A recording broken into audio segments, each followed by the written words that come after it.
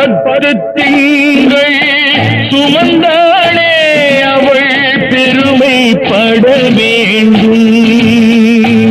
உன்னை பெற்றதனால் அவள் மற்றவராலே போற்றப்பட வேண்டும்.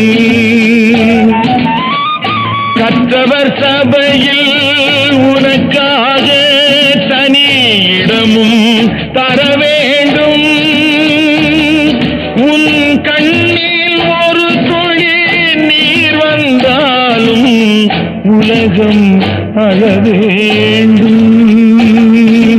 நான் ஏன் பிறந்தேன், நாட்டுக்கு நலம் என்ன புரிந்தேன் என்று நாளும் பொழுதும் வாழும் வரையில் நினைத்திடு என் தோழா.